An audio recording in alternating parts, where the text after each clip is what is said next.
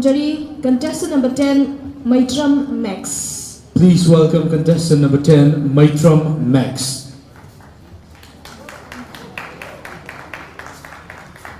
Max. Hi Max. Hi man.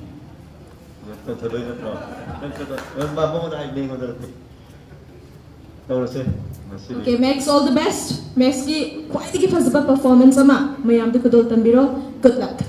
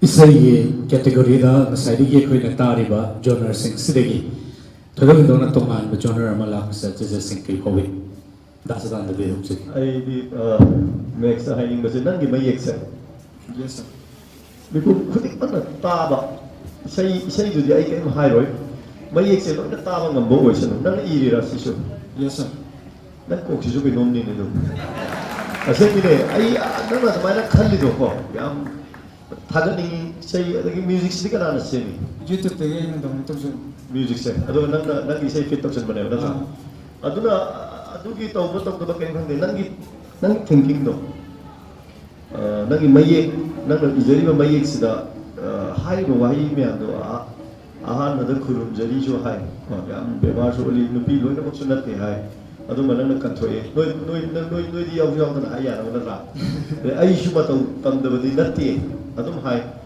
ꯑꯗꯨ ꯑꯩꯅ ꯍꯥꯏꯁꯦ ꯁ꯭ꯇ꯭ꯔꯥꯏꯀꯤꯡ ꯌꯥꯝ ꯑꯣꯏꯍꯟꯕ ꯌꯥꯝ ꯄꯥꯋꯔꯐꯨꯜ ꯑꯣꯏꯌꯦꯕ ꯃꯌꯦꯛꯁꯦ ꯑꯗꯣ ꯃꯤ ꯂꯣꯏꯅꯃꯛꯅ ꯇꯥꯕ ꯉꯝꯕ ꯑꯣꯏꯁꯅꯨ ꯅꯪꯒꯤ ꯏꯁꯩ ꯑꯗꯨꯗꯨ ꯀꯩꯝ ꯍꯥꯏꯔꯣꯏ ꯅꯪꯒꯤ ꯃꯌꯦꯛꯁꯦ ꯃꯤ ꯂꯣꯏꯅꯃꯛꯅ ꯇꯥꯕ ꯉꯝꯕ ꯑꯣꯏꯁꯅꯨ ꯑꯗꯨꯒ ꯋꯥꯈꯜ ꯈꯟꯗꯕ ꯉꯝꯕ ꯑꯣꯏꯁꯅꯨ Thank you very much. Guru. Max time hingma. Nung tolling nung first verse. Subakante in ama. Second thing ama.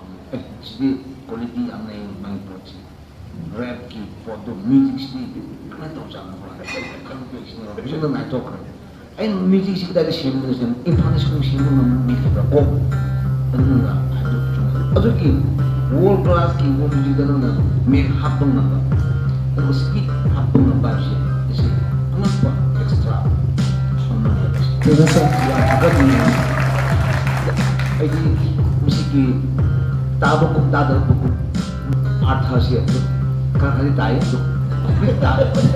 Ito chemistry do. Yang nambah dah. Ay dyan. All the best. Terima kasih.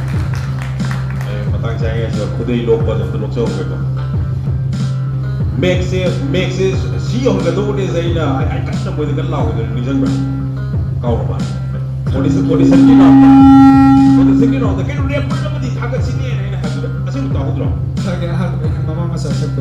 exactly ya ko and this take you there anyway pagi to ne ai de plate ro ni ngak mai se na wa ni ka ai juri si ko de lai ba mai to ma na nang di talent kan den si yo I am doing say Max is always nang compliments putting me nang ituman nang presentation na ito sima masidum nang mga sang ko artist is always mentioned na ado mo pang ay am sang hero again what let's see